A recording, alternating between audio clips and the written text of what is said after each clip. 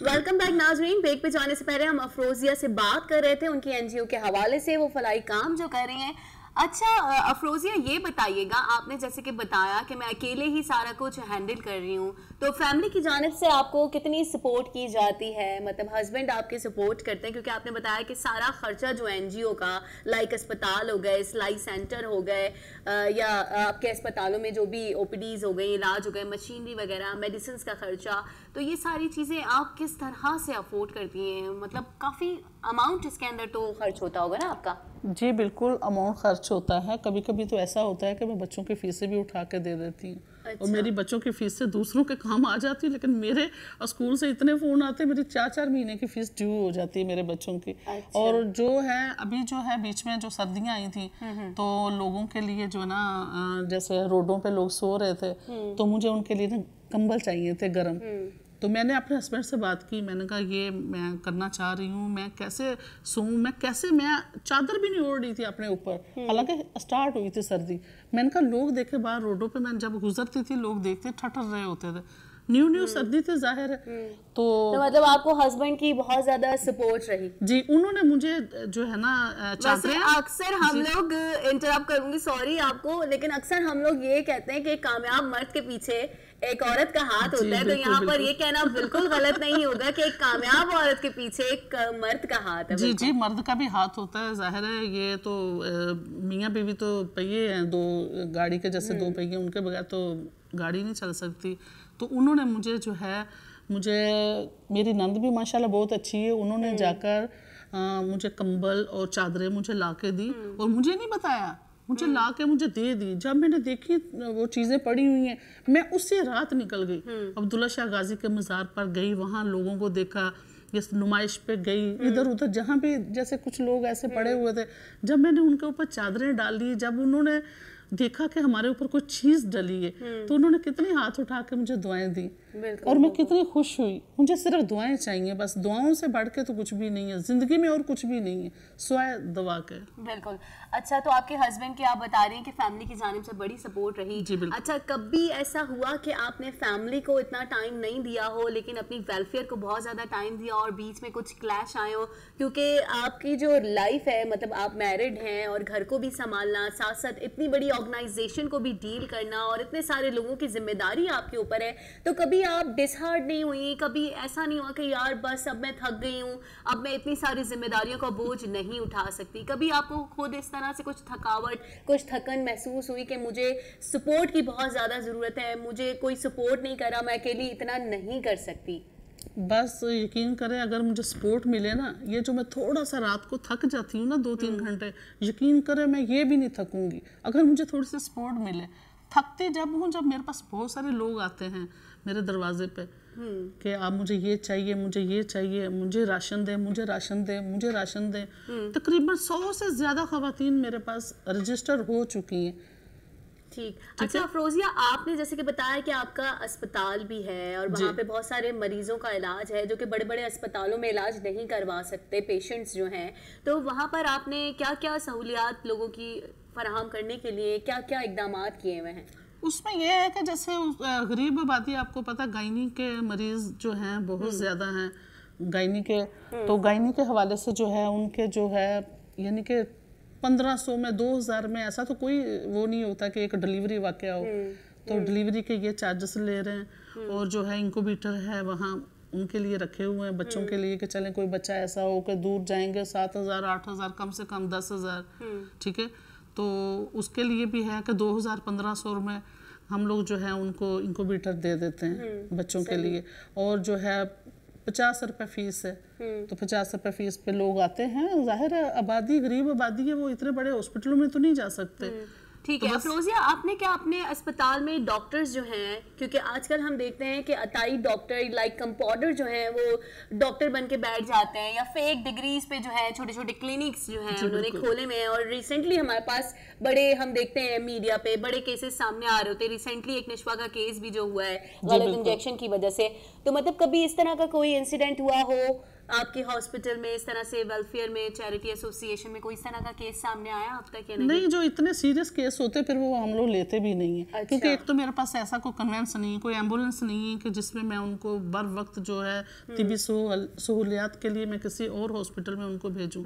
ऐसे पेशेंट हम लोग रेफर कर देते हैं। बस अल्हम्दुलिल्लाह अभी तक तो कोई ऐसा नहीं हुआ है, लेकिन ये है कि वहाँ डॉक्टर वाकई ही नहीं आ सकते, लेकिन फिर भी हम लोगों ने हायर किए हुए हैं कि हमें क्वालिफाइड डॉक्टर ही हायर किए होंगे ना कि मरीजों को ट्रीटमेंट अच्छे से अच्छा फराहम कर सकें। जी बिल्कुल क्वालिफाइड ही होते हैं कि जो भले कम टाइम दें, स्टाफ अच्छे होते हैं कि जो बाद में उनको वो कर लेते हैं, ट्रीटमेंट अच्छा दे देते हैं।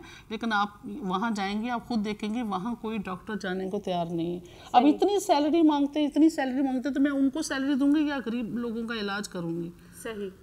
तो मैं तो मुश्किल में आ जाती हूँ ना, लेकिन क्वालिफाइड डॉक्टर आते हैं। सही, क्योंकि क्वालिफाइड डॉक्टर का होना बहुत ही जरूरी है, क्योंकि जिस तरह के केसेस आजकल हम देख रहे हैं तो वो काफी खतरनाक है। जी बिल्कुल बिल्कुल। तो इस तरह से हमने देखा है काफी अताई डॉक्टर भी जो हैं वो अपने क्लिनिक्स खोल के बैठे हैं, बस लोगों के जहन में ये आ गया कि हमने पैसा कमाना है, पैसा कमाना है, वो कर रहे हैं, तो गलत तरीके से जो है वो पैसा कमाने की कोशिश कर रहे हैं। जिन्होंने पैसा कमाना है वो काम कर रहे हैं, जिन्होंने आवाम के लिए, गरीबों के लिए काम करना है वो काम ऐसा नहीं कर रहे, क्योंकि उन्होंने कमाना तो नहीं है ना, उन्होंने तो सहूलियात देनी है। मुख्तलिफ जगहों पे मैंने डिस्पेंसरियाँ भी कायम की हुई हैं कि जहाँ आकर लोग थोड़ा सा जैसे इंजेक्शन, CPM, डेक्सर ये वगैरह इनसे मेडिसिन प्रोवाइड कर सकें।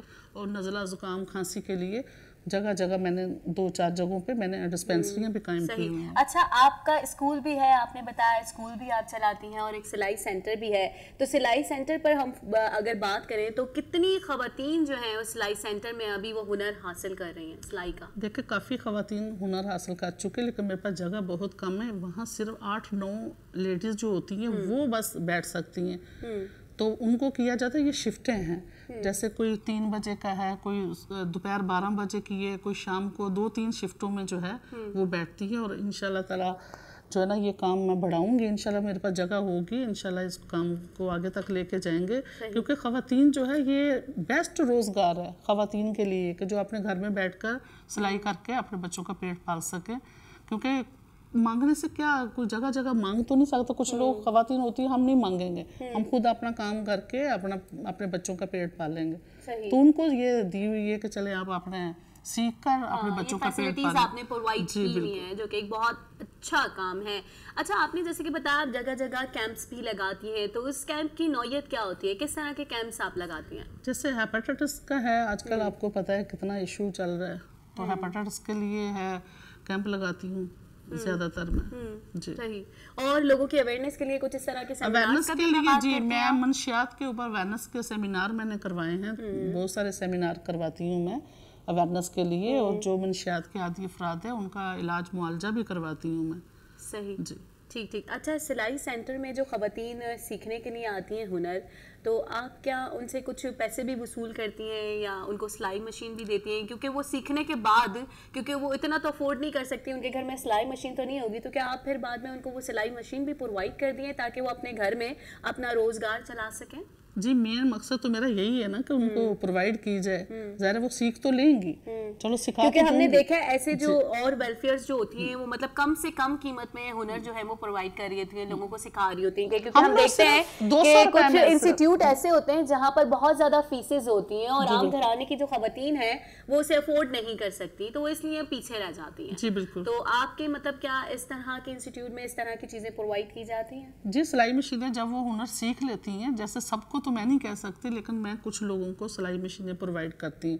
ऐसे तो बहुत सारे लोग हैं, तो लेडीज़ हैं, तो मैं नहीं कर सकती ना अकेले में। 6000 की एक मशीन है, आपको तो पता है, तो मैं कहाँ इतना करूँगी, लेकिन करती हूँ। जो अफोर्ड कर सकती है वो अपनी खुद खरीद लेती हैं, लेकिन कुछ जो बिल्कुल ही अफोर्ड नहीं कर सकती उनको मैं प्रोवाइड करती हूँ। सही। अच्छा, इस महंगाई के दौर में आप अखराजात कैसे पूरा करती हैं जबकि आपके पास डोनेशन भी नहीं आता? तो किस तरह से मतलब आप एक टेंशन में नहीं आ जाते कि यार मुझे इसको भी देखना है, मुझे इसको भी देखना है, मुझे इसको भी पूरा करना है? बस उस दिन तो बीमार हो जाती हूँ जब टेंशन में आती है। सही। तो मतलब किस तरह से आप जी बस घर से, शोहर से ले के घर से ही निकाल के बस ये करती हूँ। अच्छा, तो कभी ऐसा नहीं होता कि हस्बैंड की जानिब से नो साइन बोर्ड नजर आया हो आपको? तो कभी ऐसा भी होता है। सही। फिर जब मैं बीमार पड़ जाती हूँ, जब मैं थोड़ा वो हो जाती हूँ, तो फिर खुद ऑटोमेटिक पैसे आ जाते हैं। अच्छा, तो कभी आपने अपने मतलब इस तरह से आपने अपनी एनजीओ में जो लोग काम कर रहे हैं, मतलब उनके आगाही के लिए कुछ इस तरह के सेमिनार्स का इनेकाद किया है अभी या नहीं किया, या आइंदा फ्यूचर में जो है आप करना चाहती हैं? फ्यूचर में करना चाहती हूँ, और फ्यूचर में मुझे एक जो है ओल्ड एज हाउस जो है मुझे करना है, फ्यूचर अच्छा। का मेरा प्लान है। क्योंकि मैंने बहुत सारे लोगों को बेघर होते देखा है। ऐसे ऐसे लोग हैं, ऐसी ऐसी खवातीन हैं, ऐसे ऐसे मर्द हैं जिनके बच्चे घर से निकाल देते हैं कि जी ये तो आप पागल हो गए हैं। लेकिन मैं यहाँ पे आपकी बात से इत्तेफाक बिल्कुल नहीं करती, क्योंकि मैं ओल्ड एज होम जो है इनके काफी खिलाफ हूँ। क्योंकि मैं कहती हूँ अगर ओल्ड एज होम बनाए गए हैं तो लोगों को एक उम्मीद है कि यार अपने पेरेंट्स को निकाल दो, उनके लिए एक आसरा बना हुआ है, एक शेल्टर प्रोवाइड किया गया है। क्योंकि मेरा पर्सनली एक नजरिया है कि यार आप अपने ऐसे उनको चीजें प्रोवाइड नहीं होंगी, शेल्टर होम नहीं बने होंगे, ओल्ड एज होम नहीं बने होंगे, तो कोई भी शायद औलाद अपने पेरेंट्स को या वालिदैन जो है इस तरह से रोडों पर नहीं आएंगे। मेरा एक अपना नजरिया है जो कि मैं बहरहाल लोगों तक पहुंचाती हूँ रहनुमाई के लिए, कि ओल्ड एज होम जो है मेरे ख्याल में वो नहीं होना चाहिए। अच्छा मेरी बात सुने, अगर नहीं होगा, देखिए ये हर बंदा, जैसे हम हैं, हम अपने माँ बाप को तो रोड पे नहीं ला सकते, लेकिन हम फिर निकालेंगे ही नहीं ना, क्योंकि हमें पता है कि उनके लिए ओल्ड एज होम बने हुए, तो हम उनको वहां जाके छोड़ के आ जाएंगे। नहीं, ये कुछ लोग ऐसे होते हैं, कुछ लोग ऐसे होते हैं उनको पता ही नहीं कि माँ बाप का रुतबा क्या है। हमें तो पता है, हम तो अपनी जिंदगी कुर्बान हमारे माँ बाप पर, हम ये काम कभी नहीं कर सकते। लेकिन कुछ लोग तो हैं ऐसे ना, वो बहुत मेरी नज़र में बहुत बेहिस लोग होंगे, बेहिस लोग हैं दुनिया में। को कब आप ये देखें, ये नहीं कि हम हैं, हम नहीं ऐसे कर सकते। बहुत सारे लोग हैं, बहुत सारे लोग हैं कि जो धक्के मार मार के मेरे पास खवातीन आती हैं कि मेरे मियाँ ने मुझे निकाल दिया है।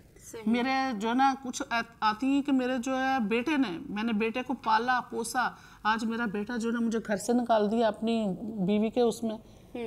क्योंकि इस तरह के केसेस हम देखते हैं कि बहुत ज़्यादा आजकल हाईलाइट हो रहे हैं, और ओल्ड एज होम हो गए, वहाँ पर जो बच्चे हैं अपने पेरेंट्स को छोड़ जाते हैं। मतलब मैं कहती हूँ उनका दिल नहीं कांपता। औलाद जब छोटी होती है, वालिदैन इतना सरवाइव करते हैं, स्पेशली माँ की अगर बात की जाए तो माँ बहुत ज़्यादा मतलब अपनी नींदें भूल जाती है औलाद के चक्कर में, कि औलाद को किसी तरह सुकून आ जाए। लेकिन वही औलाद जब बड़ी होती है तो वो माँ को बेसुकून कर देती है और बेघर कर देती है।